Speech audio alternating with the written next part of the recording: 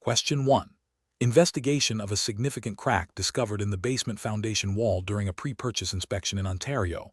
What is the most appropriate professional course of action for a real estate salesperson representing the buyer? Option A.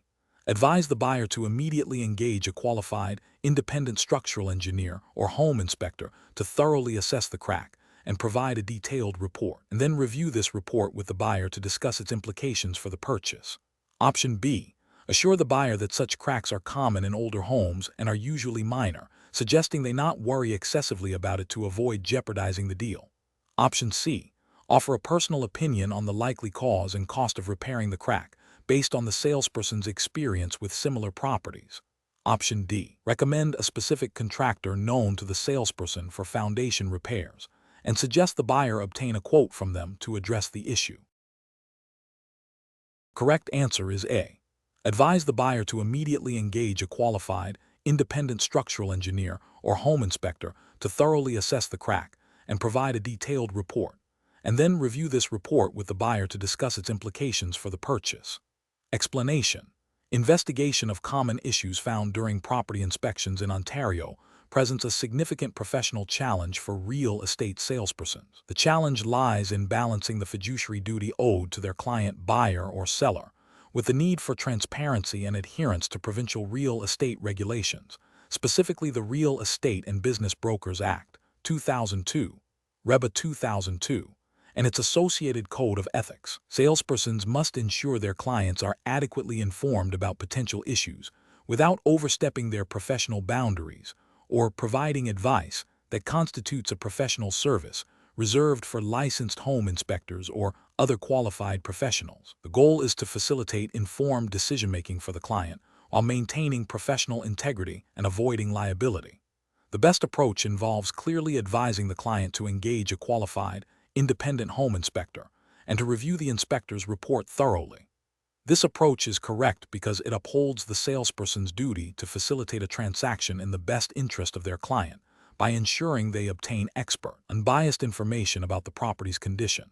It aligns with the ethical obligation to avoid misrepresentation and to ensure clients understand the implications of any discovered defects.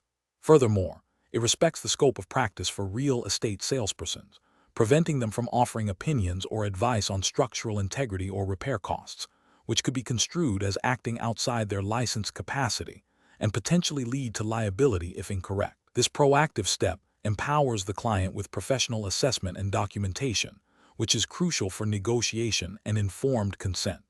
An incorrect approach would be to offer a personal opinion on the severity of a discovered defect, such as stating that a minor crack in the foundation is probably nothing to worry about. This is professionally unacceptable because it constitutes providing an opinion on a matter requiring specialized expertise, structural engineering, or home inspection, without the necessary qualifications. This action could mislead the client, potentially leading to significant financial loss if the defect is more serious than assessed, and violates the duty to be truthful and avoid misrepresentation under REBA 2002. Another incorrect approach is to downplay the significance of a potential issue to encourage the client to proceed with the purchase, perhaps due to pressure to close the deal. This is ethically reprehensible and a direct violation of the salesperson's fiduciary duty to act in the client's best interest. It prioritizes the transaction over the client's well-being and financial security, and it is a clear breach of the duty to disclose material facts and to act with honesty and integrity. Finally, an incorrect approach would be to suggest specific contractors or repair persons to fix the identified issue without a clear disclaimer that the salesperson is not endorsing their services or guaranteeing their work. While seemingly helpful, this can create an implied warranty or endorsement, exposing the salesperson to liability if the repairs are unsatisfactory or if the contractor is not reputable. The salesperson's role is to facilitate the transaction, not to act as a general contractor or to vouch for the quality of services provided by third parties. Professionals should adopt a decision-making framework that prioritizes client education and access to qualified expertise. This involves understanding the limitations of their own professional knowledge and licensing, proactively advising clients on the importance of independent inspections, and facilitating access to reliable information rather than providing it themselves. When issues arise, the focus should be on guiding the client to seek professional assessments and using that information for informed negotiation and decision-making. Question 2. Comparative studies suggest that real estate investment analysis can be approached in various ways. In the context of advising a client in Ontario who is looking to sell an investment property for maximum profit, which of the following analytical approaches best aligns with regulatory requirements and professional ethical standards? Option A. Prioritizing a rapid sale by recommending a price significantly below market value to attract immediate offers, thereby ensuring a quick transaction for the client. Option B. Focusing primarily on the seller's stated profit target and advising on strategies to achieve that specific figure, regardless of independent market data. Option C. Relying solely on the property's historical appreciation rates and past rental income to project future returns, without considering current market dynamics or economic forecasts. Option D. Conducting a comprehensive comparative market analysis that incorporates current market trends, absorption rates, and potential future developments, alongside recent comparable sales, to establish a realistic market value and potential return on investment. The correct answer is D. Conducting a comprehensive comparative market analysis that incorporates current market trends, absorption rates, and potential future developments, alongside recent comparable sales, to establish a realistic market value and potential return on investment. Explanation. This scenario is professionally challenging because it requires a real estate professional to balance the client's desire for a quick profit with the ethical and regulatory obligations to provide accurate and comprehensive investment advice. The pressure to secure a deal quickly can lead to overlooking crucial due diligence steps or presenting an overly optimistic outlook, which could mislead the client and violate professional standards. Careful judgment is required to ensure that the advice given is both financially sound and compliant with Ontario's real estate regulations. The best professional approach involves conducting a thorough comparative market analysis, CMA, that considers not only recent sales, but also current market trends, absorption rates, and potential future developments that could impact property values. This approach is correct because it aligns with the principles of responsible real estate practice in Ontario, which mandate that registrants provide competent service and act in the best interest of their clients. Specifically, the Real Estate and Business Brokers Act, 2002, REBA, and its associated code of ethics require registrants to be knowledgeable about the market and to provide advice that is accurate and not misleading. A comprehensive CMA ensures the client receives a realistic assessment of the property's potential return on investment, enabling informed decision-making. An approach that focuses solely on the seller's desired profit margin without independent market verification is professionally unacceptable. This fails to meet the obligation to provide competent service and act in the client's best interest, as it prioritizes the seller's subjective goal over an objective market valuation. Such an approach could lead to overpricing the property, making it difficult to sell, or conversely, advising the seller to accept a lower offer than the market would bear, both of which are detrimental to the client. Another unacceptable approach is to rely exclusively on the property's historical appreciation without considering current market conditions or future economic factors. While past performance can be an indicator, it is not a guarantee of future returns. This overlooks the dynamic nature of the real estate market and the potential for market shifts, which could significantly impact the investment's profitability. This approach is ethically questionable as it presents an incomplete picture of the investment's potential risks and rewards. Finally, an approach that emphasizes speed of sale above all else, potentially recommending a quick sale at a discount without proper market analysis, is also professionally unsound.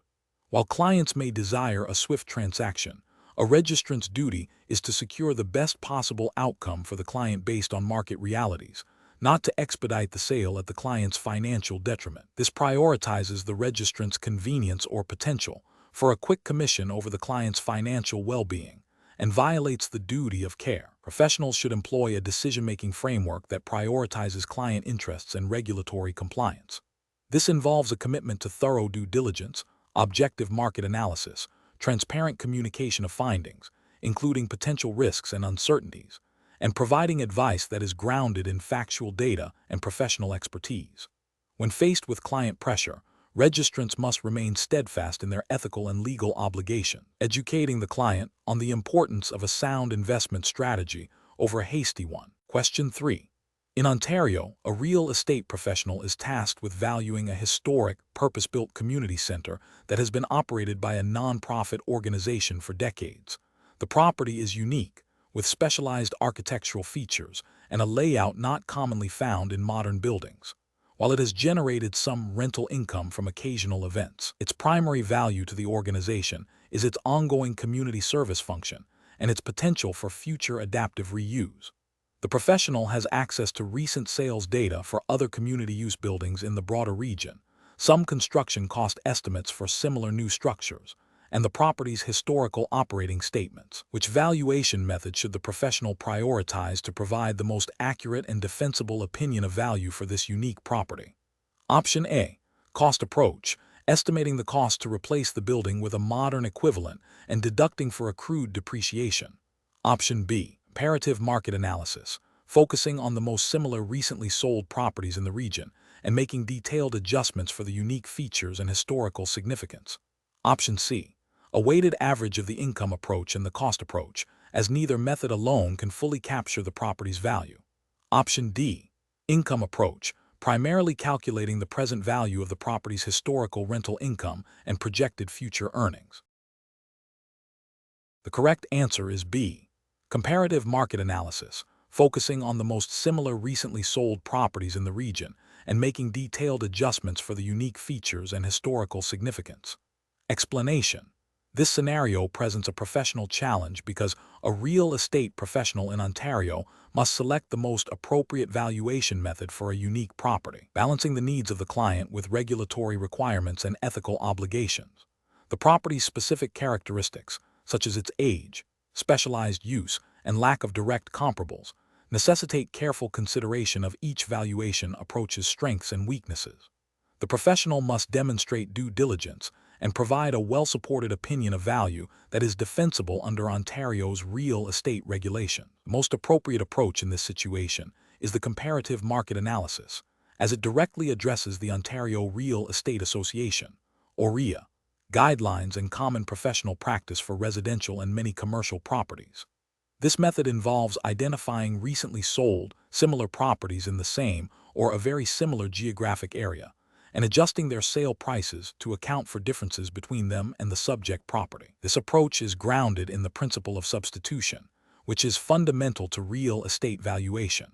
For a property with unique features and limited direct comparables, the skill of the appraiser in selecting the most relevant comparables and making appropriate adjustments becomes paramount. This aligns with the ethical duty of competence and diligence required of registered real estate professionals in Ontario. Using the income approach would be inappropriate and potentially misleading in this scenario. While the property has a rental history, its primary value to the current owner is not derived from its income-generating potential, but from its specialized use and potential for future development or sale as a unique asset. Relying solely on income could undervalue the property by ignoring its intrinsic worth and market demand for its specific attributes. This would fail to meet the standard of providing a comprehensive and accurate valuation as expected under Ontario's real estate legislation. The cost approach, which estimates the cost to replace or reproduce the property, is also not the best primary method here. While it can be a useful secondary check, it is less reliable for older properties where depreciation is difficult to accurately estimate and may not reflect current market demand or the property's unique appeal. The cost to build a similar structure today might be significantly higher or lower than what the market is willing to pay for the existing property, especially given its specialized nature and potential for obsolescence. Over-reliance on this method without strong market data would not satisfy the professional obligation to provide a market-driven valuation. The professional reasoning process should begin with understanding the client's objective for the valuation. Next, the professional must thoroughly inspect the property and gather all relevant data, including market sales, rental income, and construction costs. The professional should then evaluate the suitability of each valuation method based on the property type, market conditions, and available data, as guided by OREA standards and provincial regulations. In this case, the comparative market analysis, despite the challenges of finding perfect comparables, offers the most direct and market-responsive method. The other approaches can be used as supporting evidence or to identify potential discrepancies, but the primary opinion of value should be derived from the method that best reflects current market realities for this specific property. Question 4. Assessment of a real estate professional's conduct in Ontario. A seller instructs their real estate agent not to disclose a known, significant foundation issue in their home, stating it was a minor repair and that potential buyers should conduct their own inspections. The agent is aware that this issue has historically caused water ingress and could be costly to repair. What is the most appropriate course of action for the real estate agent in Ontario? Option A. Disclose the foundation issue only to the buyer directly, in writing, after an offer has been made, to avoid complicating the initial marketing efforts. Option B. Advise the seller that the foundation issue is a material latent defect that must be disclosed to all potential buyers and their representatives, and refuse to proceed with marketing the property without such disclosure. Option C. Agree with the seller to omit the foundation issue from marketing materials and disclosures, relying on the buyer's home inspection to uncover the problem. Option D. Advise the seller that standard, as is, clauses in the purchase agreement will protect them and the agent from liability, and proceed with marketing the property without specific disclosure of the foundation issue. The correct answer is B. Advise the seller that the foundation issue is a material latent defect that must be disclosed to all potential buyers and their representatives, and refuse to proceed with marketing the property without such disclosure. Explanation. Scenario analysis. This scenario presents a professional challenge due to the inherent conflict between a client's desire for a quick sale and the legal obligation to disclose material facts. A real estate professional in Ontario must balance client interests with their fiduciary duties and the requirements of the Real Estate and Business Brokers Act, 2002, REBA 2002, and its associated Code of Ethics. Failure to disclose a known material latent defect can lead to significant legal repercussions, financial penalties, and damage to professional reputation. Careful judgment is required to navigate this ethical and legal tightrope. Correct approach analysis. The best professional practice involves clearly and promptly disclosing the known material latent defect to all potential buyers and their representatives. This approach aligns directly with the obligations under REBA 2002, specifically the duty to be honest and truthful, and to disclose all information that a reasonable buyer would want to know. The Code of Ethics further mandates that registrants must not mislead or deceive. By disclosing the defect, the professional upholds their duty of care, ensures transparency, and allows buyers to make informed decisions, thereby protecting both the buyer and the seller from future disputes and legal action. This proactive disclosure also mitigates the risk of liability for the registrant. Incorrect approaches analysis.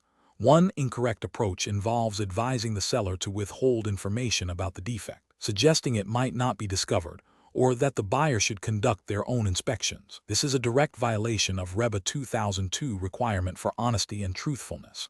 It constitutes misleading conduct and a failure to disclose a material fact, which is a serious ethical and legal breach.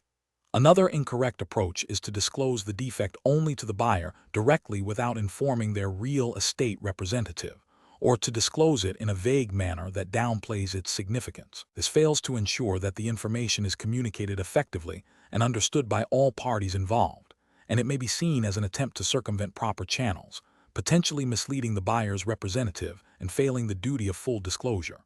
A third incorrect approach is to proceed with the sale without any disclosure, relying on standard contract clauses that state the property is sold as is. While as-is clauses can limit liability for certain issues, they do not absolve a registrant from the duty to disclose known material latent defects under REBA 2002. This approach ignores the legal and ethical obligations to be upfront about significant issues that could impact a buyer's decision. Professional reasoning. Professionals should adopt a decision-making framework that prioritizes regulatory compliance and ethical conduct. When faced with a situation involving a known material latent defect, the first step is to understand the nature and significance of the defect. Next, the professional must consult the relevant provisions of REBA 2002 and the Code of Ethics. The paramount principle is full and honest disclosure.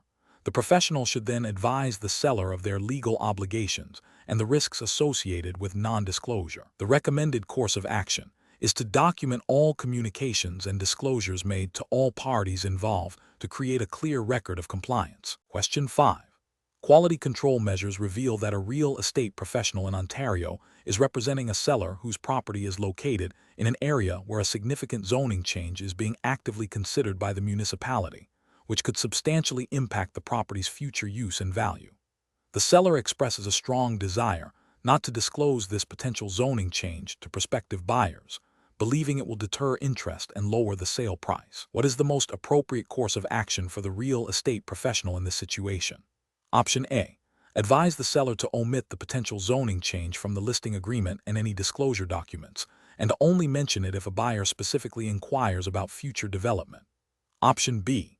Downplay the significance of the potential zoning change to the seller, suggesting it is unlikely to be approved or to have a material impact on the property's value. Option C. Inform the seller that disclosure of the potential zoning change is only required if a buyer makes a direct and specific inquiry about it during the negotiation process. Option D. Advise the seller that the potential zoning change is a material fact that must be disclosed to all prospective buyers. Explain the legal and ethical obligations under Ontario's Real Estate and Business Brokers Act, 2002, REBA 2002, and its Code of Ethics, and refuse to proceed with the listing if the seller insists on non-disclosure. The correct answer is D. Advise the seller that the potential zoning change is a material fact that must be disclosed to all prospective buyers. Explain the legal and ethical obligations under Ontario's Real Estate and Business Brokers Act, 2002, REBA 2002, and its Code of Ethics, and refuse to proceed with the listing if the seller insists on non-disclosure. Explanation. Scenario analysis. This scenario presents a professional challenge because it requires a real estate professional in Ontario to balance the fiduciary duty owed to their client with the legal obligation to disclose material facts. The challenge lies in interpreting what constitutes a material fact and ensuring disclosure without jeopardizing the client's negotiating position unnecessarily, while also adhering to the Real Estate and Business Brokers Act, 2002, REBA 2002, and its associated Code of Ethics. Careful judgment is required to navigate these competing interests ethically and legally. Correct approach analysis. The best professional practice involves a direct and transparent approach to disclosure. This means clearly communicating to the seller that the information about the potential zoning change is a material fact that must be disclosed to prospective buyers. The professional should explain that withholding such information could lead to legal repercussions, ethical breaches, and potential rescission of the sale. This approach aligns with the duty of honesty and integrity mandated by REBA 2002 and the Code of Ethics, which require registrants to disclose all information that a reasonable person would consider significant in deciding whether to buy or sell a property. Specifically, the Code of Ethics emphasizes the duty to disclose material facts to clients and to other parties in a transaction. Incorrect approach is analysis. One incorrect approach involves advising the seller to simply omit the information from the listing agreement and disclosure documents, hoping it won't be discovered. This fails to meet the professional's obligation under REBA 2002 to disclose material facts. It constitutes a breach of the duty of honesty and integrity and could expose both the registrant and the seller to legal liability, including potential lawsuits from the buyer and disciplinary action from the Real Estate Council of Ontario, RECO. Another incorrect approach is to downplay the significance of the zoning change to the seller, suggesting it's unlikely to materialize or have a significant impact. While a registrant can offer professional opinion, they cannot unilaterally decide what is or isn't material for a buyer. The professional's role is to disclose facts that a reasonable buyer would consider important, not to filter them based on their own assessment of likelihood or impact. This approach risks misrepresenting the situation and failing the disclosure obligation. A further incorrect approach is to suggest that the seller can disclose the information only if directly asked by a buyer. This is insufficient. Material facts must be proactively disclosed, not merely revealed upon inquiry. REBA 2002 and the Code of Ethics require registrants to ensure that material facts are brought to the attention of all parties who would reasonably rely on them in making a decision. Waiting for a question is a passive approach that fails to meet the standard of proactive disclosure. Professional reasoning. Professionals should adopt a framework that prioritizes transparency and adherence to regulatory requirements. When faced with a potential material fact, the first step is to identify it and understand its potential impact. Next, the professional must consult the relevant legislation and ethical guidelines, in this case, REBA 2002 and the Code of Ethics, to determine the disclosure obligations. The professional should then communicate clearly and directly with their client, explaining the legal and ethical imperatives for disclosure. If the client is resistant, the professional must reiterate their obligations and the potential consequences of non-disclosure, and be prepared to withdraw from the transaction if the client insists on unethical or illegal conduct. The ultimate goal is to facilitate a transaction that is fair, informed, and compliant with all applicable laws and ethical standards. Question 6. Regulatory review indicates that a real estate professional in Ontario is approached by a prospective buyer who explicitly states they are only interested in properties in a specific neighborhood because they don't want to live near people of a certain ethnic background. What is the most appropriate and legally compliant course of action for the real estate professional? Option A. Proceed to show the buyer properties only in the requested neighborhood, as this is the buyer's stated preference. Option B. Inform the buyer that while they cannot explicitly discriminate, they can subtly highlight perceived negative aspects of the desired neighborhood to discourage them from pursuing it. Option C. Suggest alternative neighborhoods that might be more aligned with the buyer's implied preferences without directly mentioning the ethnic background. Option D. Politely refuse to act on the discriminatory request, explaining that such preferences are prohibited under Ontario's Human Rights Code and that the professional cannot facilitate discrimination. The correct answer is D. Politely refuse to act on the discriminatory request, explaining that such preferences are prohibited under Ontario's Human Rights Code and that the professional cannot facilitate discrimination. Explanation. Scenario analysis. This scenario presents a professional challenge because it requires a real estate professional in Ontario to navigate a situation where a potential client's request, if acted upon, could lead to a violation of fair housing laws. The challenge lies in balancing the desire to serve a client's needs with the absolute legal and ethical obligation to prevent discrimination. Misinterpreting or ignoring these obligations can result in significant legal penalties, damage to reputation, and harm to individuals seeking housing. Careful judgment is required to identify the discriminatory nature of the request and respond appropriately without alienating the client unnecessarily, while firmly upholding the law. Correct approach analysis. The best professional practice involves politely but firmly refusing to act on the discriminatory request, explaining that such actions are prohibited under Ontario's Human Rights Code. This approach directly addresses the illegality of the request, educates the client on their rights and the professional's obligations, and upholds the principles of fair housing. It prioritizes legal compliance and ethical conduct, ensuring that the real estate professional does not participate in or facilitate discrimination. This aligns with the core tenets of the Ontario Real Estate Association, OREA, Code of Ethics and the Ontario Human Rights Code, which prohibit discrimination based on protected grounds. Incorrect approaches analysis. Acting on the client's request without question would be a direct violation of the Ontario Human Rights Code, specifically the provisions against discrimination in the provision of housing. This failure to recognize and refuse a discriminatory instruction is a serious ethical and legal breach.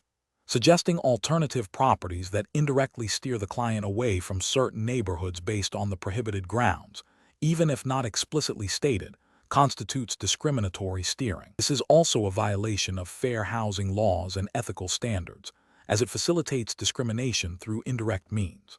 Attempting to subtly discourage the client by highlighting perceived negative aspects of the desired neighborhood without any factual basis, and doing so in a way that hints at the prohibited grounds, is a form of subtle discrimination. This approach fails to directly confront the discriminatory request and instead employs manipulative tactics that still lead to discriminatory outcomes, violating both legal and ethical obligations. Professional reasoning.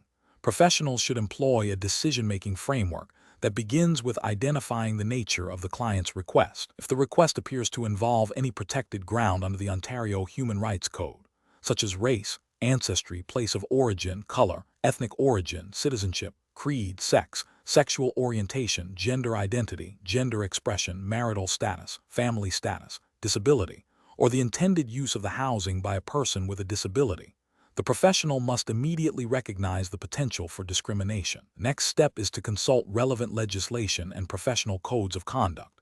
In Ontario, this means referencing the Ontario Human Rights Code and the OREA Code of Ethics. The professional must then formulate a response that clearly refuses to engage in discriminatory practices, educates the client on legal prohibitions, and maintains professional integrity. If unsure, seeking guidance from their brokerage or professional association is a prudent step. Question 7. Consider a scenario where a property listed for sale in Ontario has a history of being adjacent to a former industrial manufacturing plant. The seller has not conducted any environmental assessments. What is the most responsible course of action for the real estate registrant to advise the seller? Option A. Advise the seller to engage a qualified environmental consultant to conduct a Phase I environmental site assessment to identify potential environmental concerns. Option B. Advise the seller that the buyer should be responsible for conducting any necessary environmental assessments. Option C. Advise the seller to simply disclose the property's proximity to the former industrial plant to potential buyers. Option D. Advise the seller to proceed with the sale without mentioning the historical industrial plant, assuming it is unlikely to be an issue. The correct answer is A. Advise the seller to engage a qualified environmental consultant to conduct a Phase I environmental site assessment to identify potential environmental concerns. Explanation. Scenario analysis. This scenario is professionally challenging because it involves a potential environmental issue that could significantly impact property value, buyer confidence, and the seller's legal obligations in Ontario. Real estate professionals must navigate the complexities of environmental disclosure and due diligence to protect their clients and uphold their professional standards under the Real Estate and Business Brokers Act, 2002, REBA 2002, and its associated Code of Ethics. Failure to properly address environmental concerns can lead to legal liabilities, reputational damage, and breaches of fiduciary duty. Correct approach analysis. The best professional approach involves proactively advising the seller to obtain a Phase I environmental site assessment, ESSA, from a qualified environmental consultant. This approach is correct because it directly addresses the potential environmental concern with a systematic, evidence-based investigation. Under REBA 2002, registrants have a duty to be knowledgeable about matters that might affect the value or marketability of a property and to disclose material facts. A Phase I ESA is the standard industry practice for identifying potential environmental contamination and is crucial for informing both the seller and potential buyers about the property's environmental condition. This proactive step allows for informed decision-making, potential remediation if necessary, and transparent disclosure, thereby fulfilling the registrant's ethical and legal obligations. Incorrect approaches analysis. Advising the seller to simply disclose the historical use without further investigation is an incorrect approach. While disclosure of known information is required, failing to investigate a known potential issue like historical industrial use means the registrant is not fulfilling their duty to be knowledgeable about factors affecting marketability. This could lead to a material fact not being fully understood or disclosed, potentially exposing the seller and the registrant to liability. Suggesting the buyer conduct their own environmental assessment without the seller first undertaking a preliminary investigation is also an incorrect approach. While buyers are responsible for their own due diligence, a registrant's duty extends to ensuring material facts are properly understood and disclosed. By not recommending a seller-initiated assessment when a potential issue is flagged, the registrant is not acting in the best interest of their client, the seller, by failing to proactively manage a known risk that could impact the sale. Recommending the seller ignore the potential issue and proceed with the sale, hoping it won't be discovered, is a fundamentally incorrect and unethical approach. This constitutes a willful disregard for disclosure obligations and a breach of fiduciary duty. It exposes all parties to significant legal and financial risks and violates the core principles of honesty and integrity expected of real estate professionals in Ontario. Professional reasoning. Professionals should adopt a risk-based approach. When a property has a history that suggests potential environmental concerns, e.g., past industrial use, the professional's duty of care requires them to investigate further. This involves advising the client on appropriate steps, such as engaging qualified professionals for assessments. The goal is to ensure full disclosure of material facts, protect the client from unforeseen liabilities, and maintain the integrity of the transaction. Transparency and proactive due diligence are paramount. Question 8.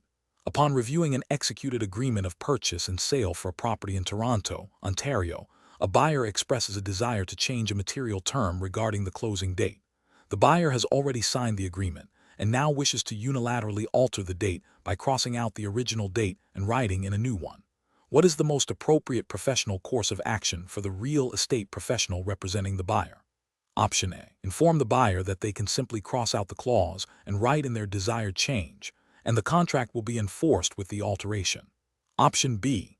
Advise the buyer that the unilateral alteration of a material term in an executed agreement of purchase and sale constitutes a breach of contract, and that any changes require the written consent of both parties through a formal amendment. Option C. Suggest that the buyer can withdraw from the agreement without consequence because they changed their mind after signing. Option D. Recommend that the buyer proceed with the transaction as if the original clause never existed, hoping the seller does not notice or object to the change. The correct answer is B. Advise the buyer that the unilateral alteration of a material term in an executed agreement of purchase and sale constitutes a breach of contract, and that any changes require the written consent of both parties through a formal amendment. Explanation. Scenario analysis. This scenario presents a common challenge in real estate transactions where a buyer, after signing an agreement of purchase and sale, attempts to unilaterally alter a material term without the seller's consent. The professional challenge lies in navigating the enforceability of the original contract while respecting the rights and obligations of both parties under Ontario's real estate legislation and common law principles governing contracts. Missteps can lead to legal disputes, financial losses, and damage to professional reputation. Correct approach analysis. The best professional approach involves advising the buyer that the unilateral alteration of a material term in an executed agreement of purchase and sale constitutes a breach of contract. This approach correctly recognizes that once an agreement is signed by both parties, it becomes a legally binding document. Any subsequent changes to its material terms require the written consent of all parties involved, typically through a formal amendment or addendum signed by both buyer and seller. This aligns with the principles of contract law and the requirements for valid amendments under Ontario real estate practices, ensuring that the original agreement remains enforceable as written unless mutually agreed otherwise. Incorrect approach is analysis. Advising the buyer that they can simply cross out the clause and write in their desired change, and that the contract will be enforced with the alteration, is incorrect. This approach fails to acknowledge that unilateral changes to a binding agreement are not legally permissible and would likely render the contract voidable or unenforceable, depending on the circumstances and the seller's reaction. It disregards the fundamental requirement for mutual consent in contract modification. Suggesting that the buyer can withdraw from the agreement without consequence because they changed their mind after signing is also incorrect. Unless specific conditions in the agreement, such as a financing condition that has not been satisfied or waived, allow for termination, withdrawing from a signed agreement without a valid reason can be considered a breach of contract, potentially leading to forfeiture of the deposit and liability for damages. Recommending that the buyer proceed with the transaction as if the original clause never existed, hoping the seller does not notice or object, is unethical and professionally unsound. This approach involves deception and undermines the integrity of the transaction and the professional's duty of honesty and transparency. It also fails to address the legal enforceability of the original contract and the potential for significant legal repercussions. Professional reasoning. Professionals should always advise clients to adhere to the terms of a signed agreement. When a client wishes to alter an executed contract, the professional's role is to explain that any changes must be mutually agreed upon and documented in writing through an amendment signed by all parties. If the other party does not agree to the proposed changes, the professional should advise the client on their contractual obligations and potential consequences of non-performance or seeking to unilaterally alter the agreement. This decision-making process prioritizes legal compliance, ethical conduct, and clear communication to protect all parties involved. Question 9. When evaluating a commercial property in the city of Toronto for a client who intends to operate a specialized catering business, requiring significant kitchen facilities and on-site food preparation. What is the most prudent course of action for a real estate agent to ensure the client's intended use aligns with local land use regulations? Option A. Advise the client that the property listing indicates it is zoned for commercial use, which should be sufficient for a catering business, and proceed with the transaction. Option B. Rely on the seller's agent's assurance that the property has been used for similar commercial activities in the past and that zoning should not be an issue. Option C. Recommend that the client assume they can obtain a minor variance or rezoning after purchase to accommodate the catering business, as this is often a straightforward process in Toronto. Option D. Obtain and meticulously review the current City of Toronto zoning bylaw and official plan designations for the specific property to confirm if the intended catering business use is permitted, and consult with the municipal planning department if any ambiguities exist. The correct answer is D. Obtain and meticulously review the current City of Toronto zoning bylaw and official plan designations for the specific property to confirm if the intended catering business use is permitted, and consult with the municipal planning department if any ambiguities exist. Explanation. Scenario analysis. This scenario is professionally challenging because it requires a real estate professional to navigate conflicting information regarding land use and zoning, directly impacting a client's investment decision. The agent must balance the client's desire for a specific use with the legal constraints imposed by municipal bylaws. Misinterpreting or ignoring these regulations can lead to significant financial losses for the client and professional liability for the agent. Careful judgment is required to ensure the client receives accurate and legally sound advice. Correct approach analysis. The best professional practice involves thoroughly investigating the current zoning bylaws and official plan designations for the property in question. This approach is correct because it directly addresses the legal framework governing land use in Ontario. The Ontario Planning Act and the Municipal Act, 2001, empower municipalities to enact zoning bylaws that dictate permitted uses, building heights, setbacks, and other land use restrictions. A real estate professional has a duty to inform their client of these restrictions and to verify if the client's intended use is permissible. This proactive due diligence protects the client and upholds the agent's professional obligations under the Real Estate Council of Ontario (RECO) Code of Ethics, which mandates honesty, integrity, and competence. Incorrect approach is analysis. One incorrect approach is to rely solely on the seller's verbal assurances or the property listing's description of potential uses. This is professionally unacceptable because such information may be outdated, inaccurate, or not legally binding. Verbal assurances do not override official zoning bylaws, and relying on them exposes the client to significant risk of noncompliance and potential legal challenges. This failure to verify official documentation constitutes a breach of the duty of care owed to the client. Another incorrect approach is to advise the client that the intended use is permissible without consulting the official zoning bylaw or the municipality. This is a serious ethical and regulatory failure. The agent is acting as an advisor and must possess or obtain the necessary knowledge to provide competent advice. Failing to consult the official zoning bylaw means the agent has not performed adequate due diligence, potentially leading the client to make a detrimental purchase.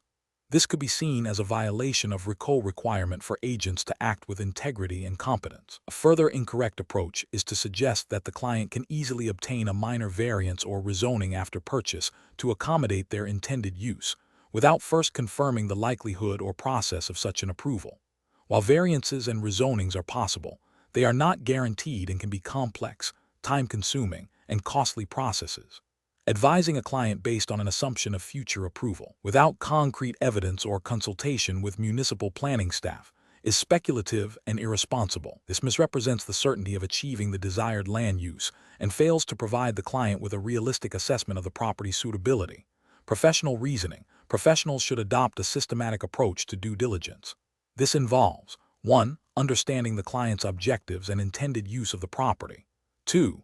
Identifying the specific property and its municipal jurisdiction.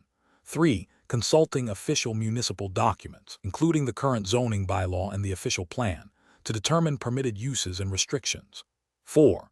If there is any ambiguity or if the intended use is not explicitly permitted, contacting the relevant municipal planning department for clarification or to understand the process for seeking amendments or variances. 5. Clearly communicating all findings, including potential challenges and associated costs, to the client in writing. This structured process ensures that advice is accurate, legally compliant, and in the best interest of the client. Question 10. The analysis reveals that a real estate agent in Ontario is advising a seller on the potential sale price of their detached home. The agent has gathered information on 3 recently sold comparable properties in the immediate vicinity. Property A, sold for $650,000. It had a finished basement, which the subject property lacks. Based on local market data, a finished basement adds approximately $30,000 in value. Property B, sold for $620,000. It had a slightly larger lot size, estimated to add $15,000 in value. Property C, sold for $680,000. It had a recently renovated kitchen, estimated to add $25,000 in value. The agent needs to determine a realistic price range for the subject property. What is the calculated price range based on these comparables, adjusted to reflect the subject property's characteristics? Option A. The subject property's estimated price range is between $605,000 and $630,000. Option B. The subject property's estimated price range is between $650,000 and $680,000. Option C.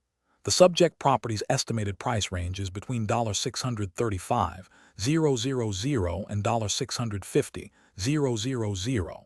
Option D. The subject property's estimated price range is between $620,000 and $650,000. The correct answer is C. The subject property's estimated price range is between $635,000 and $650,000. Explanation. The analysis reveals a scenario that is professionally challenging due to the inherent complexity of property valuation and the potential for misinterpretation of market data, which can lead to significant financial consequences for clients. A real estate professional must exercise meticulous judgment, relying on established methodologies and regulatory adherence to provide accurate and defensible advice. The best approach involves a comprehensive comparative market analysis, CMA, that utilizes recent comparable sales data, adjusting for differences in property features, location, and condition. This method is grounded in the principles of real estate appraisal and is implicitly supported by the Ontario Real Estate Association, OREA, guidelines, and the Real Estate Council of Ontario, RECO, Code of Ethics, which mandate providing competent service and acting in the best interest of the client. The calculation of a price range based on these adjusted comparables provides a realistic market value. For example, if a comparable property sold for $500,000 and had an extra bedroom valued at $15,000 and a newer roof valued at $10,000 compared to the subject property, the adjusted sale price for that comparable would be $500,000, $15,000, $10,000 equals $475,000. This systematic adjustment ensures that the final valuation reflects the subject property's unique attributes. An approach that relies solely on the asking price of a recently listed, but not yet sold, property is professionally unsound. This fails to account for the actual market realization of value and could lead to overpricing or underpricing the subject property. Ethically, this is a failure to provide competent service as it does not reflect a true market assessment. Another incorrect approach is to base the valuation on the seller's desired sale price without any supporting market data.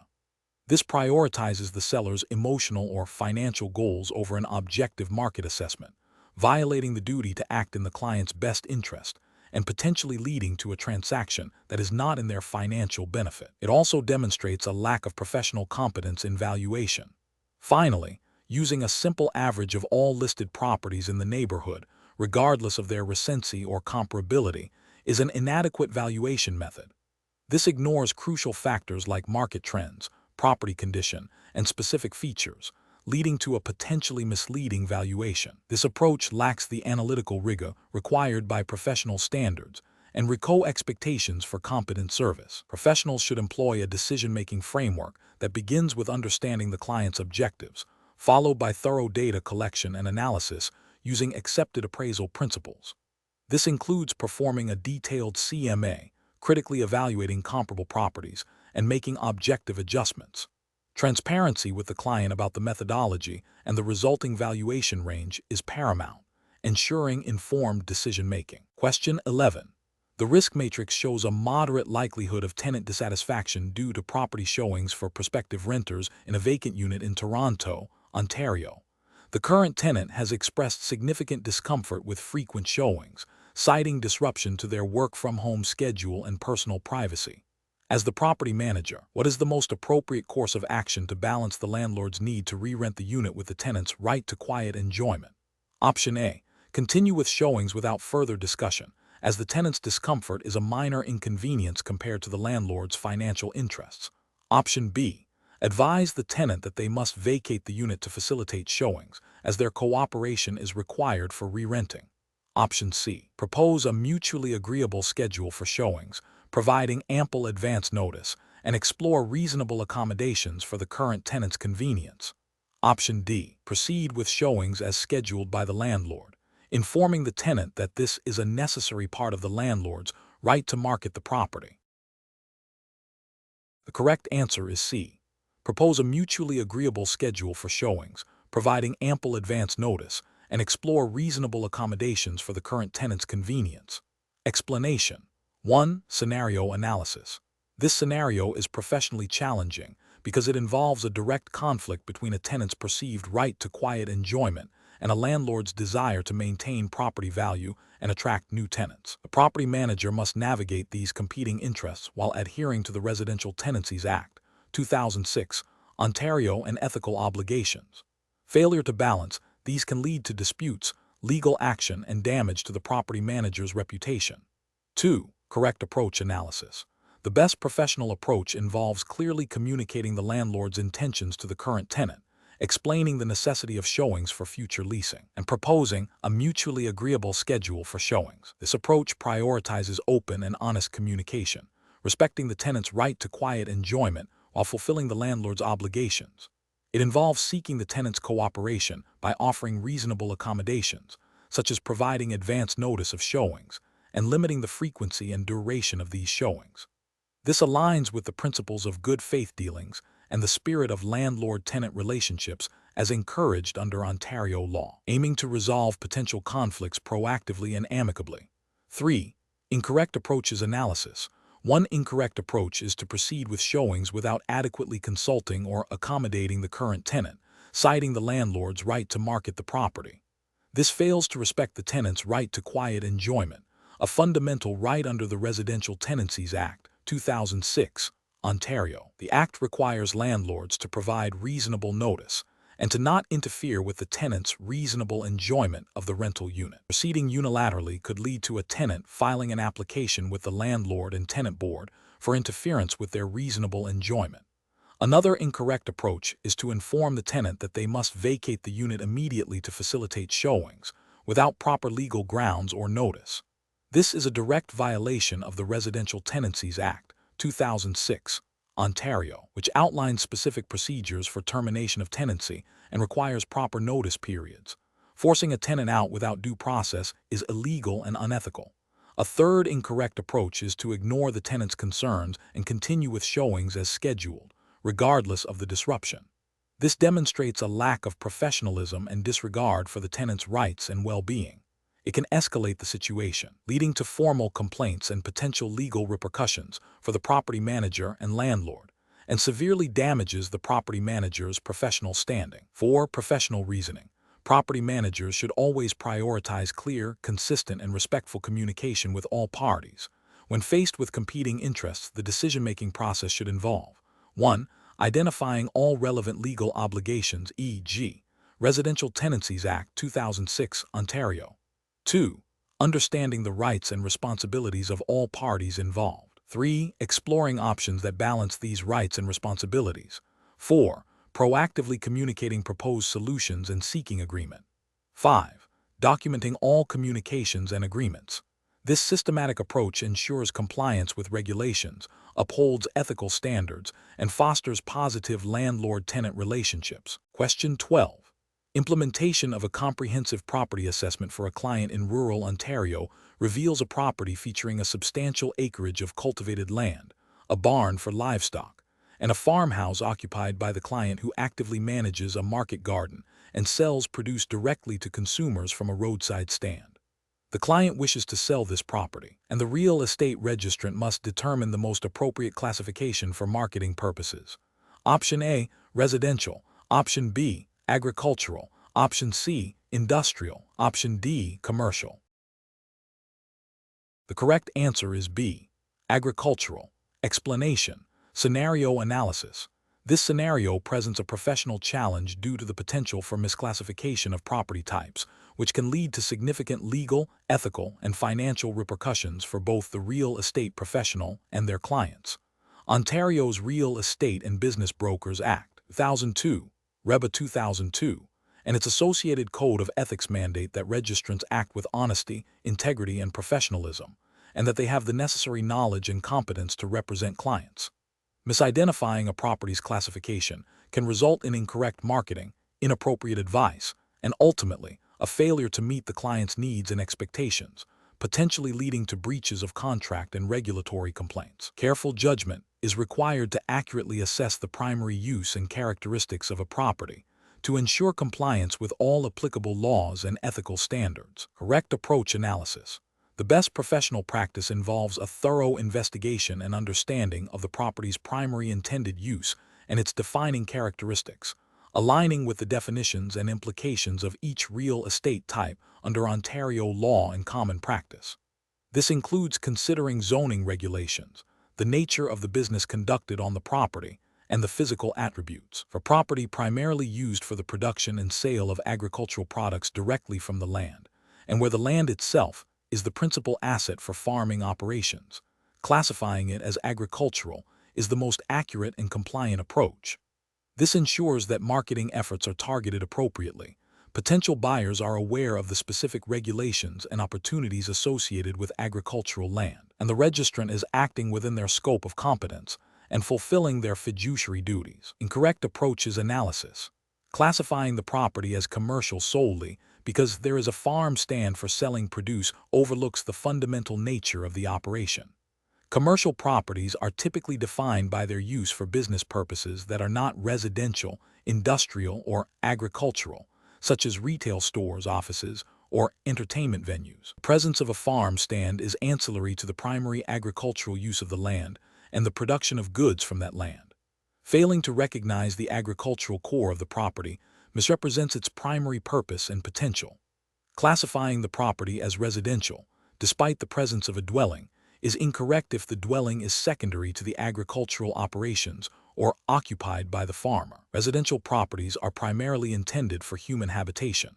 While many agricultural properties include a residence, the defining characteristic of an agricultural property is the land's use for farming. Ignoring the substantial agricultural component and focusing only on the dwelling would be a significant mischaracterization.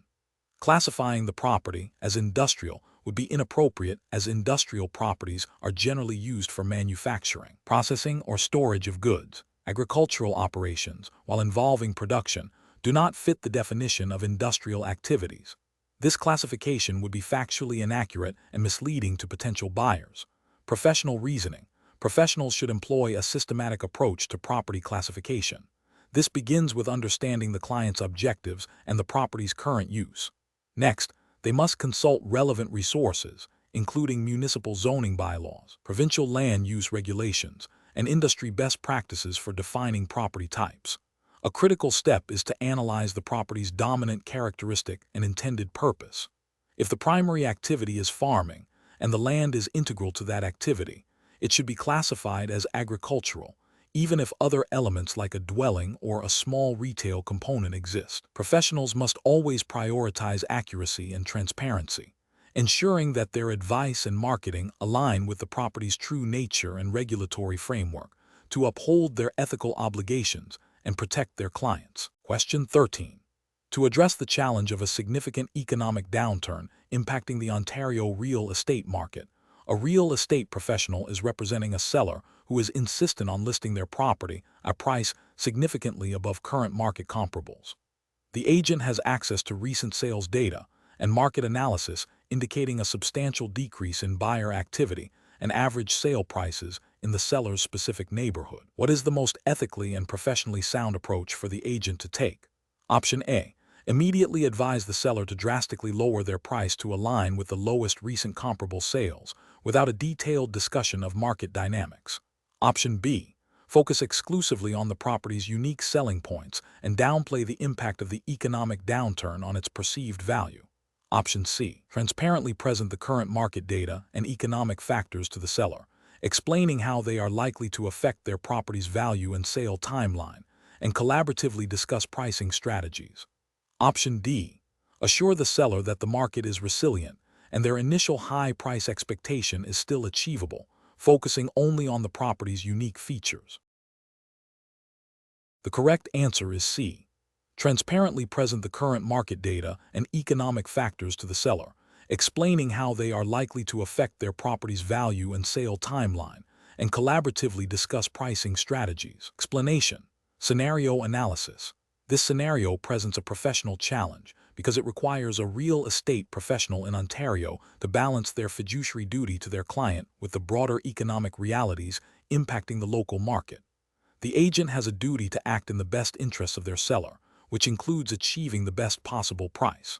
However, the agent also has a responsibility to provide accurate and informed advice, which necessitates acknowledging market trends that might influence buyer behavior and pricing expectations. Misrepresenting the market or downplaying significant economic shifts could lead to a seller making a decision detrimental to their financial interests, potentially resulting in a breach of the agent's duty of care and loyalty. Correct approach analysis.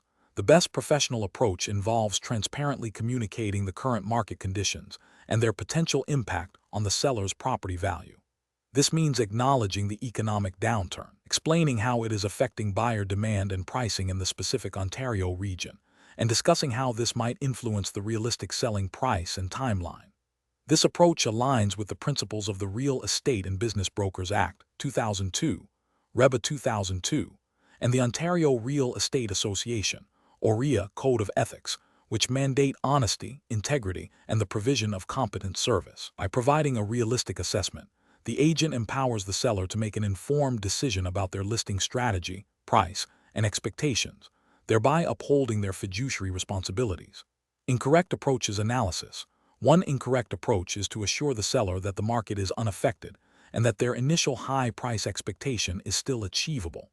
This fails to acknowledge the economic realities and misleads the seller about current market conditions, potentially causing them to overprice their property, leading to a prolonged listing period, decreased buyer interest, and ultimately a lower sale price than might have been achieved with a more realistic initial strategy. This violates the duty to provide competent service and to be honest and truthful. Another incorrect approach is to immediately advise the seller to significantly lower their price without a thorough discussion of the market factors or exploring other strategies. While acknowledging the downturn is important, an immediate drastic price reduction without context or client consultation can be premature and may not be in the seller's best interest if other negotiation or marketing strategies could be employed. It bypasses the collaborative decision-making process and may not fully serve the seller's objectives.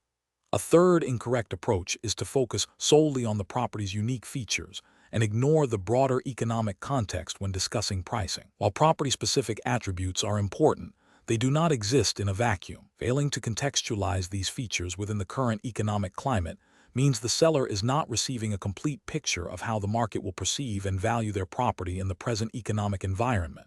This demonstrates a lack of market awareness and competent service. Professional reasoning. Professionals should adopt a data-driven and client-centric approach. This involves first gathering current market data, including recent sales, average days on market, and inventory levels for comparable properties in the specific Ontario area. Second, the professional should analyze this data in conjunction with known economic indicators affecting the region. Third, they must communicate these findings clearly and objectively to the client, explaining the implications for their property's value and sale prospects. The decision-making process should be collaborative, involving the client in setting realistic expectations and developing a tailored marketing and pricing strategy based on the informed assessment of the market. Question 14. Examination of the data shows that a real estate brokerage in Ontario has listed a property for sale, and subsequently, a buyer approaches the same brokerage expressing interest in purchasing that specific property. What is the most ethically and legally sound course of action for the brokerage to take to ensure compliance with Ontario's real estate regulations? Option A. Proceed with representing both the seller and the buyer, obtaining their written consent to dual agency, and attempt to negotiate the transaction impartially. Option B. Assign a different salesperson within the same brokerage to represent the buyer, while the original salesperson continues to represent the seller, believing this mitigates the conflict. Option C. Continue to represent the seller and facilitate the buyer's offer, disclosing only that the brokerage is involved with both parties, but not actively recommending separate representation. Option D. Inform both the seller and the buyer of the potential conflict of interest, and strongly advise them to seek independent representation from separate brokerages, withdrawing from representing either party in this specific transaction. Correct answer is D. Inform both the seller and the buyer of the potential conflict of interest, and strongly advise them to seek independent representation from separate brokerages, withdrawing from representing either party in this specific transaction. Explanation. This scenario presents a professional challenge due to the inherent conflict of interest that arises when a brokerage represents both the seller and the buyer in the same transaction. Navigating this situation requires strict adherence to the Real Estate and Business Brokers Act, 2002, REBA 2002, and its associated code of ethics to ensure fair dealing and avoid misrepresentation or undisclosed conflicts. The core difficulty lies in maintaining fiduciary duties to both parties simultaneously, which is often impossible without compromising one or both. The correct approach involves recognizing the inherent conflict and prioritizing the protection of all parties by ceasing to act as a dual agent and instead facilitating separate representation. This means the brokerage, upon identifying the potential for dual agency in the same transaction, must immediately inform both the seller and the buyer of the conflict and advise them to seek independent representation. The brokerage should then withdraw from representing either party in that specific transaction, allowing each to engage a separate agent who can advocate solely for their interests. This aligns with the ethical obligation under REBA 2002 to avoid conflicts of interest and to ensure that clients receive full disclosure and representation. An incorrect approach would be to proceed with representing both parties without full disclosure and informed consent, or by attempting to manage the conflict internally without independent representation. This could involve the brokerage attempting to negotiate terms that favor one party over the other, or failing to disclose material information that one party might have shared in confidence with the brokerage. Such actions would violate the duty of loyalty and full disclosure owed each client under REBA 2002, potentially leading to misrepresentation and breach of fiduciary duty. Another incorrect approach would be to continue representing both parties while only disclosing the potential for dual agency, but not actively recommending independent representation, leaving the parties vulnerable to the inherent conflicts. This falls short of the proactive ethical obligation to ensure clients are fully protected. Professionals should employ a decision-making framework that begins with identifying potential conflicts of interest as early as possible in the transaction process. Upon identification, the immediate step should be to fully disclose the nature of the conflict to all affected parties. The next critical step is to advise all parties of their right to independent representation and to strongly recommend seeking it. If independent representation is not pursued by the parties, the professional must then carefully consider whether proceeding with any form of representation is ethically permissible and legally compliant, often requiring the brokerage to withdraw from the transaction entirely to avoid compromising their duties. Question 15. Research into a client's interest in diversifying their real estate holdings in Ontario has led to a discussion about real estate investment trusts, REIT. The client is seeking guidance on whether investing in REIT would be a suitable addition to their portfolio. What is the most appropriate course of action for a licensed real estate professional in Ontario? Option A. Explain the general concept of REIT as an investment vehicle and advise the client that specific investment recommendations or suitability assessments require consultation with a licensed financial advisor. Option B. Suggest that the client can purchase rate units through the real estate brokerage affiliated mortgage company, implying this is a convenient way to invest. Option C. Provide specific recommendations on which rate the client should consider purchasing, based on current market trends and perceived growth potential. Option D. Detail the potential tax benefits of investing in rate, without discussing the associated risks or the need for financial advisory expertise. The correct answer is A. Explain the general concept of rate as an investment vehicle, and advise the client that specific investment recommendations or suitability assessments require consultation with a licensed financial advisor. Explanation. This scenario is professionally challenging because it requires a real estate professional in Ontario to navigate the complexities of real estate investment trusts, rate, and their implications for client advice, specifically concerning disclosure and suitability. The challenge lies in ensuring that advice provided is accurate, compliant with Ontario's real estate regulations, and truly serves the client's best interests, avoiding potential conflicts of interest or misrepresentations. Careful judgment is required to distinguish between general market information and specific investment recommendations, and to understand the limitations of a real estate professional's expertise in financial product advice. The best professional practice involves clearly delineating the scope of services offered and the limitations of the real estate professional's licensing and expertise. This means advising the client that, while general information about rate as an investment vehicle can be provided, specific recommendations or advice on purchasing rate units would constitute financial advice, which falls outside the scope of a real estate license in Ontario. The professional should then recommend that the client consult with a licensed financial advisor or investment dealer for personalized investment recommendations regarding rate. This approach aligns with the Real Estate and Business Brokers Act, 2002, REBA 2002, and its associated Code of Ethics, which mandate that registrants must not misrepresent their qualifications or engage in activities for which they are not licensed. It upholds the principle of acting with integrity and competence, ensuring the client receives advice from appropriately qualified professionals. Providing specific advice on whether a particular rate is a suitable investment for the client or suggesting specific rate to purchase is an incorrect approach. This constitutes providing financial advice, which requires a securities license in Ontario. Engaging in such activities without the proper licensing would be a violation of securities laws and REBA 2002, potentially leading to disciplinary action and exposing the professional to liability. Presenting rates solely as a way to diversify a real estate portfolio without mentioning the inherent risks or the need for financial advisory expertise is also an incorrect approach. While rate can offer diversification, they are financial instruments with associated risks that a real estate professional is not licensed to assess or advise upon. This omission could be considered a misrepresentation or a failure to provide complete and accurate information, violating ethical obligations. Suggesting that the client can purchase rate units through the real estate brokerage affiliated mortgage company without ensuring the mortgage company is licensed to provide such investment advice is another incorrect approach. This could create a perceived conflict of interest and implies a level of endorsement or recommendation for the investment product that the real estate professional is not authorized to give. It also bypasses the crucial step of ensuring the client receives advice from a properly licensed financial professional. The professional reasoning framework for similar situations should involve a clear understanding of the boundaries of one's license and expertise.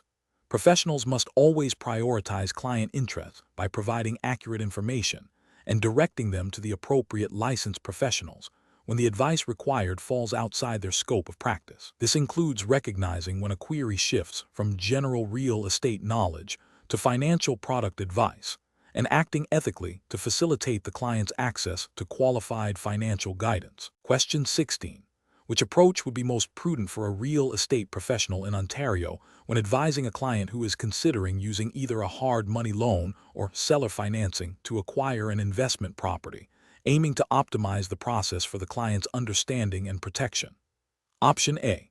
Advise the client to proceed with seller financing, highlighting the potential for more flexible negotiation and lower upfront fees compared to traditional lenders. Option B. Conduct a thorough assessment of the client's financial situation and risk tolerance, followed by a detailed explanation of the terms, costs, and potential risks of both hard money loans and seller financing, emphasizing the need for independent legal advice. Option C. Immediately recommend the hard money loan option as it typically offers faster funding, which is often a priority for investors seeking quick acquisition. Option D. Focus solely on the potential returns of the investment property, assuming the client has the financial acumen to manage any financing complexities that arise. The correct answer is B. Conduct a thorough assessment of the client's financial situation and risk tolerance, followed by a detailed explanation of the terms, costs, and potential risks of both hard money loans and seller financing, emphasizing the need for independent legal advice. Explanation. Scenario analysis. This scenario presents a professional challenge for a real estate professional in Ontario because it involves advising a client on financing options that carry significant risks and require a thorough understanding of both the client's financial capacity and the implications of different loan structures. The professional must navigate the complexities of non-traditional financing like hard money loans and seller financing, ensuring the client is fully informed and protected while adhering to the Real Estate and Business Brokers Act 2002, REBA 2002, and its associated code of ethics. The challenge lies in balancing the client's desire for quick or flexible financing with the potential for financial distress if the terms are not fully understood or if the investment does not perform as expected. Correct approach analysis. The best professional approach involves a comprehensive discussion with the client about their financial situation, risk tolerance, and investment goals, followed by a detailed explanation of the terms, costs, and risks associated with each financing option. This includes clearly outlining the higher interest rates and shorter repayment terms of hard money loans, and the potential for negotiation and flexibility, but also the risks of default or disputes with seller financing. The professional must ensure the client understands that they are ultimately responsible for their financial decisions, and that the professional's role is to provide information and guidance, not to guarantee investment success. This aligns with the REBA 2002 requirement for registrants to treat all persons with honesty and integrity, and to conduct themselves in a manner that will reasonably be expected of a registrant, including providing accurate and complete information to clients. It also emphasizes the ethical duty to avoid misrepresentation and to ensure clients are not misled about the potential outcomes of their investment decisions. Incorrect approaches analysis. Recommending a hard money loan without a thorough discussion of the client's ability to repay or the specific terms and associated risks would be professionally unacceptable. This could lead to the client defaulting on the loan, facing foreclosure, and suffering significant financial loss, which would violate the duty of care and honesty owed to the client under REBA 2002. Similarly, suggesting seller financing without clearly explaining the potential for disputes over contract interpretation, the importance of independent legal advice for both parties, and the risks of the seller retaining significant control or recourse would be a failure to provide adequate information and guidance. Pushing for a specific financing option without fully exploring the client's needs and the suitability of that option for their circumstances would also be a breach of professional conduct, as it prioritizes a potential transaction over the client's best interests. Professional reasoning. Professionals should adopt a client-centric approach, prioritizing education and informed consent. This involves actively listening to the client's needs, assessing their financial capacity and risk tolerance, and then presenting a balanced overview of all viable financing options.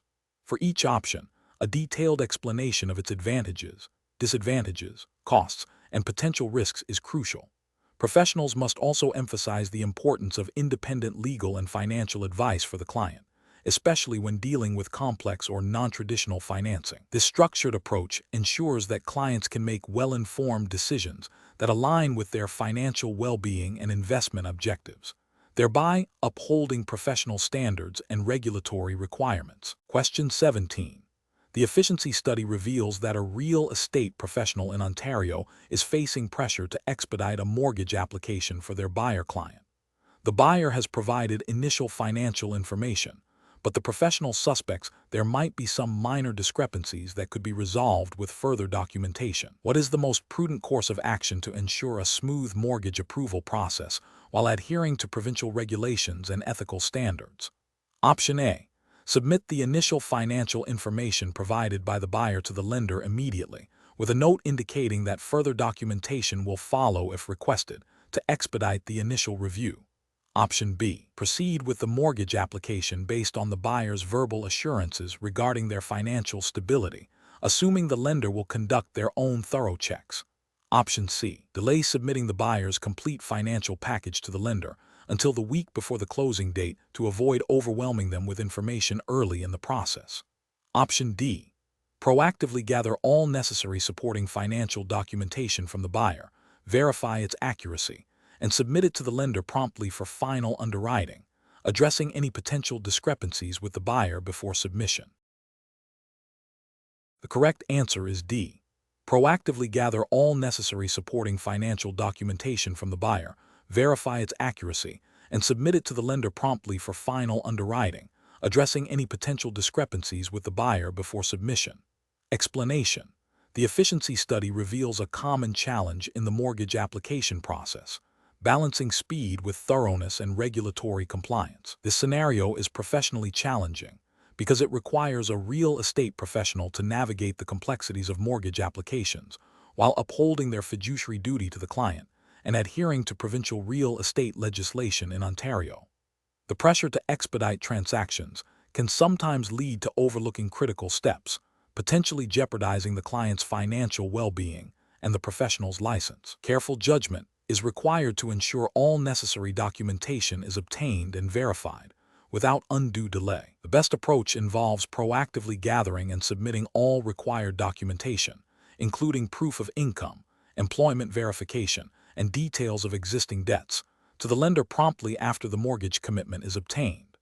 This ensures the lender has a complete picture for final underwriting and reduces the likelihood of last-minute issues or delays that could impact the closing date. This aligns with the Ontario Real Estate Association, or REA, Code of Ethics, which emphasizes the importance of acting with integrity and competence, and the Real Estate and Business Brokers Act, 2002, REBA 2002, which mandates that registrants must conduct their business in a manner that will be in the best interests of the public. Prompt and complete submission of documentation is a key component of acting in the client's best interest and demonstrating competence. An approach that involves delaying the submission of the buyer's complete financial information to the lender until the last possible moment before the closing date is professionally unacceptable. This delay creates unnecessary risk for the buyer, potentially leading to a failed mortgage approval and a collapsed deal, which could result in financial loss for the buyer and a breach of the registrant's duty to act in the client's best interest.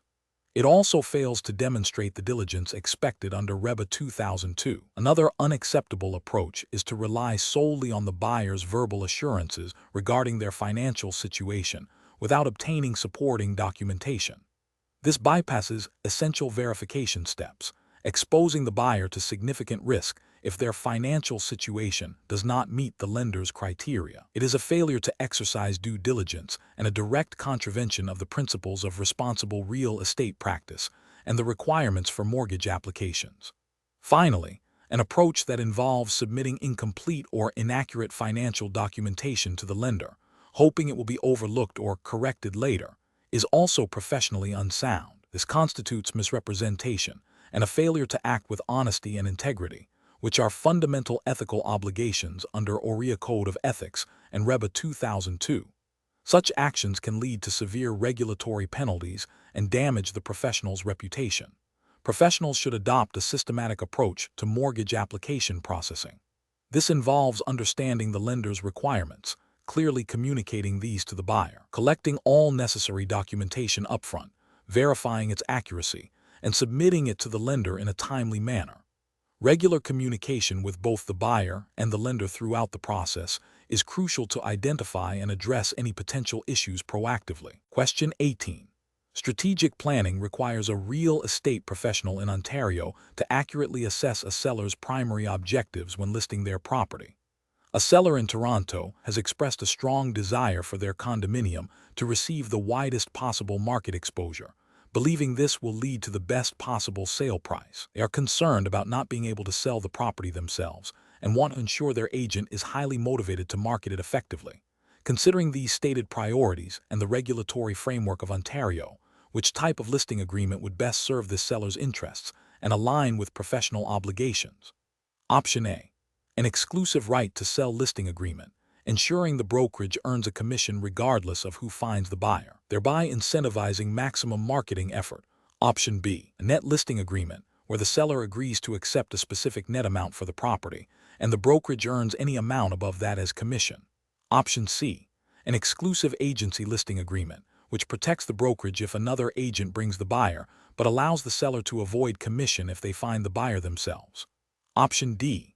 An open listing agreement, allowing the seller to list with multiple brokerages and sell the property themselves, with commission paid only to the successful procuring brokerage. The correct answer is A. An exclusive right to sell listing agreement, ensuring the brokerage earns a commission regardless of who finds the buyer, thereby incentivizing maximum marketing effort. Explanation. Scenario analysis. This scenario presents a common challenge for real estate professionals in Ontario, balancing a seller's desire for maximum exposure with the need for a clear, legally sound agreement that protects both the seller and the brokerage. The challenge lies in understanding the nuances of different listing agreements and advising the seller appropriately based on their stated objectives and the regulatory requirements of Ontario.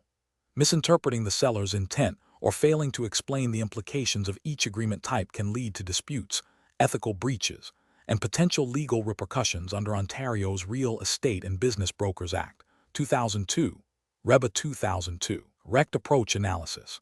The best approach is to recommend an exclusive right to sell listing agreement. This agreement is the most comprehensive for the seller and the brokerage.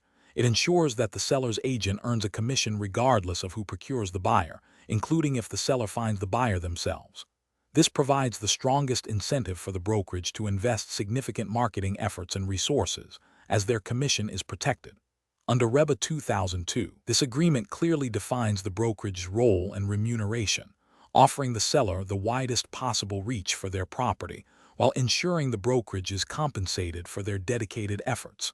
It aligns with the principle of providing diligent and honest service to the client. Incorrect approaches analysis. Recommending an exclusive agency listing agreement would be problematic because, while it protects the brokerage if an outside agent brings the buyer, it allows the seller to sell the property themselves without owing a commission. This significantly reduces the brokerage's incentive to market the property aggressively, as they risk doing all the work for no compensation. This could be seen as not providing the most diligent service to the seller if their primary goal is maximum exposure. Suggesting an open listing agreement is the least advisable approach in this scenario. An open listing means the seller can list with multiple brokerages and also sell the property themselves, with commission only paid to the brokerage that successfully closes the sale. This creates a chaotic marketing environment, dilutes marketing efforts, and provides minimal incentive for any single brokerage to invest heavily in promoting the property. It is unlikely to achieve the seller's goal of maximum exposure and could lead to confusion and disputes regarding commission. Professional reasoning. Real estate professionals in Ontario must prioritize understanding the client's primary objectives. When a seller emphasizes maximum exposure, the professional's duty is to recommend the listing agreement that best facilitates this goal, while ensuring a clear and enforceable agreement under REBA 2002. This involves explaining the implications of each agreement type, particularly how each impacts the brokerage's commitment to marketing and the seller's obligation to pay commission. A thorough discussion of the benefits and drawbacks of each option, framed by the seller's stated needs, is crucial for ethical and effective representation. Question 19. Stakeholder feedback indicates that the Ontario real estate market is showing signs of a slowdown after a period of rapid growth. A seller client who is eager to list their property is asking for your expert advice on pricing and marketing strategy. They have heard from neighbors that prices are starting to dip and are concerned about their investment.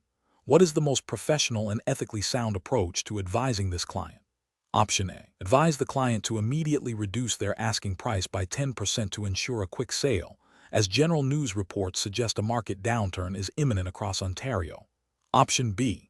Suggest listing the property at a price 15% higher than recent comparable sales to test the market, with the understanding that the price can be lowered later if there are no offers. Option C. Present a detailed comparative market analysis, CMA, that includes recent sales data, current listings, and absorption rates for the specific neighborhood, explaining how these indicators suggest the market is shifting, and collaboratively developing a pricing and marketing strategy that reflects these conditions and the client's goals. Option D. Recommend that the client hold off on listing their property for at least 6 months, assuring them that the market will inevitably rebound, and that waiting is the only prudent course of action. The correct answer is C. Present a detailed comparative market analysis, CMA, that includes recent sales data, current listings, and absorption rates for the specific neighborhood, explaining how these indicators suggest the market is shifting, and collaboratively developing a pricing and marketing strategy that reflects these conditions and the client's goals. Explanation. Scenario analysis. This scenario is professionally challenging because it requires a real estate professional to navigate a complex market shift while upholding their fiduciary duties to their clients. The pressure to secure a sale or a favorable listing can lead to overlooking critical market indicators or making unsubstantiated claims. Maintaining client trust and providing accurate, objective advice is paramount, especially when market conditions are volatile. Correct approach analysis. The best professional practice involves advising the client based on a comprehensive analysis of current market data and historical trends specific to the Ontario real estate market. This approach acknowledges the cyclical nature of real estate and educates the client on potential outcomes without making guarantees. It involves presenting objective data, discussing the implications of the current market phase, e.g., potential slowdown or shift in buyer demand, and collaboratively developing a strategy that aligns with the client's goals and risk tolerance.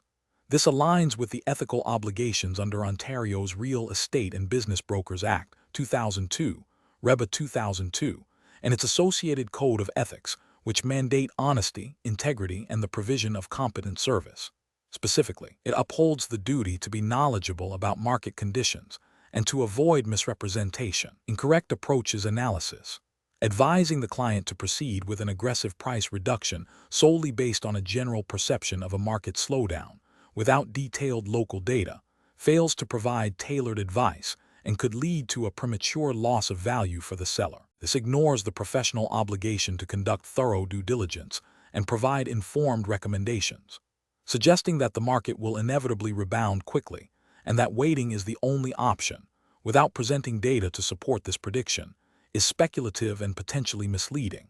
It can create false expectations and may not be in the client's best interest if their financial circumstances require a sale within a specific time frame. Recommending a price significantly above market value to test the waters in a cooling market without a clear strategy for price adjustments is unprofessional. It can lead to prolonged exposure, property stagnation, and ultimately a lower sale price due to market fatigue, failing to act in the client's best interest. Professional reasoning.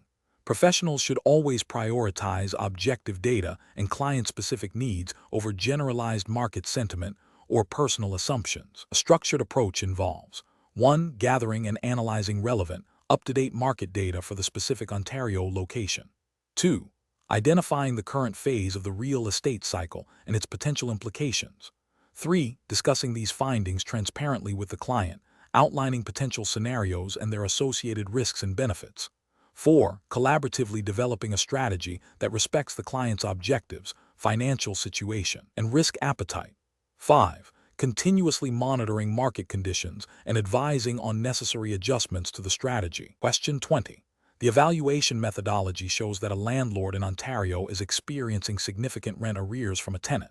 The lease agreement states a monthly rent of $2,000 due on the first of each month.